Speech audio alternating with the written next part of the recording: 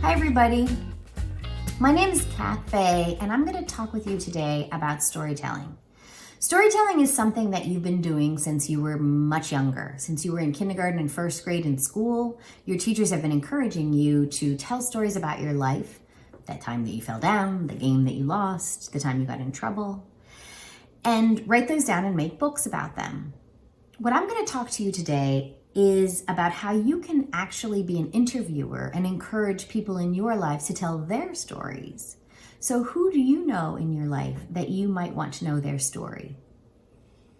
It's an opportunity for us to connect with other people, get to know what's the same about their lives, like maybe experiences they had that are similar to ours, or what experiences they had that are different from ours, so that we can understand each other. It's also an opportunity for us to think about how we're almost historians. We're kind of collecting these stories, whether they're in our brain or whether we decide to write them down and share with each other. And it's also an opportunity to listen and enjoy being together.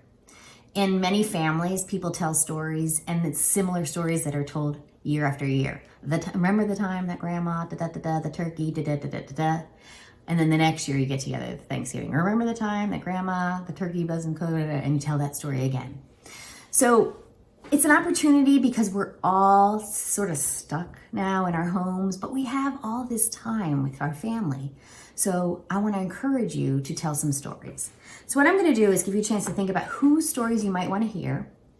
And then I'm going to show you some prompts that you might ask people. Some people have no problem thinking of stories when they were younger, but some of us need like prompts, need reminders, need triggers almost to help us remember. And then the other thing I'm going to do is give you a suggestion for something you can do with your family. Okay? So first of all, who might you interview? So think for a minute, who in your family or who do you know well that you may want to find out more about their childhood? Think for a second about that. It might be one of your parents or a grandparent. It might be an aunt or an uncle. It could be a neighbor. It could be somebody that you don't see often, but maybe you have their phone number and you want to give them a call and ask them some stories. In my family, I've been thinking I would probably call my mom because right now she's being asked to stay home alone and she's fine, but she lives in her house by herself and I want to call her every day. So I'm thinking, you know what, maybe I'll just, instead of just saying what I did that day, maybe I'll ask her to tell me a story about when she was younger. Okay, so think about who you might ask. Now the next thing I'm going to do is, and I know this might be hard to believe, but adults sometimes have a hard time remembering. I know. So I'm going to give you some ideas that you could prompt someone, and that I'm going to give you, then you can think which one way you want to try to use, okay? So I have this book called Telling Your Own Stories by Donald Davis, and I was looking at it recently and got some ideas that I would share with you. One thing to think about is people or animals from your childhood. So a pet that you had or maybe your best friend had. So my husband, Dan, did not have pets when he was younger, but the other day he was telling us a story about how there was a pet that his some neighbors had, and he said it was a dog that when they were at the beach, the dog would lay down in front of the waves so that the toddlers wouldn't get into the water. I just thought that was a cool story because the dog was protecting the kids. So stories about pets or animals. With respect to people, sometimes you could remind them, like, who was the oldest person you knew? Or tell me about your best friend when you were a child. Or tell me about somebody that you didn't get along with when you were a kid. You see how those kind of trigger a memory? Okay. Place. Place is a very powerful trigger to remind us of stuff. One thing Donald Davis suggests is thinking about moving. So think about when you moved from this home to that home. It could be the move itself that they tell that story, or it could just be like the fact that they moved and it reminds them of stories within those places.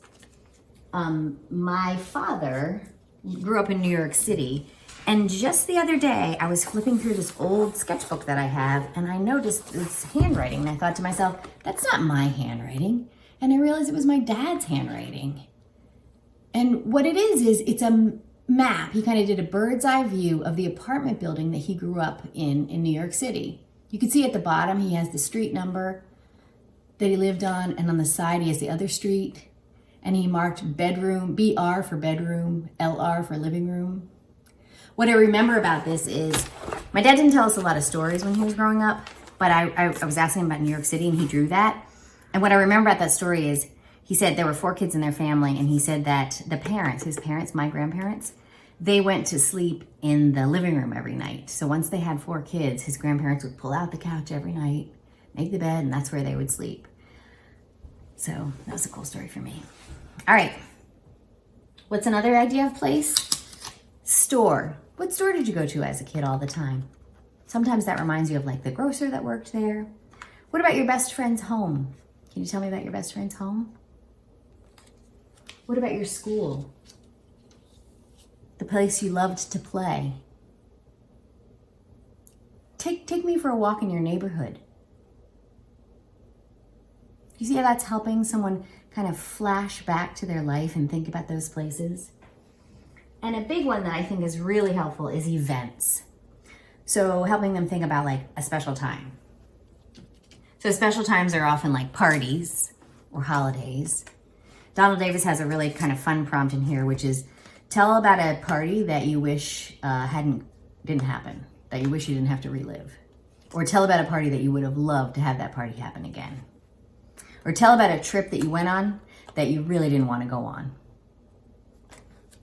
My mom tells a story about her 16th birthday and how her father made a plan for them to go visit a family friend who lived almost 2 hours away. And he didn't call them and say, we're coming. So they drove 2 hours, got to the house, nobody was there. And then they drove home for 2 hours. So she was very upset that her birthday was 4 hours in the car. You can imagine. It's a good story. Another thing to think about with events are not just special times like trips or parties or holidays, but everyday things. So cooking. Tell about a time that you had a cooking disaster. School. Tell about a time you got in trouble in school. Getting sick. Tell about a time you got sick on a very inconvenient moment. That's one of Donald Davis's. Tell about a time when you got in trouble. Can you remember a time when you almost won a game, but you didn't? So there's so many different ways you guys can ask people to tell stories. One fun thing that you could do is think about some of these prompts I've given you, and just once a week with your family as you're sitting around eating a meal at the table, just say, hey, who wants to tell a story about a best friend they had? And then everybody kind of like can tell that story. Not everyone's going to think of one, but it's a way to connect with each other. It's a way to learn more about each other. And it's usually kind of fun. All right, I hope this has been helpful and given you some ideas of some stories that you could kind of draw out of some people in your life. Hope you guys are doing well. Bye-bye.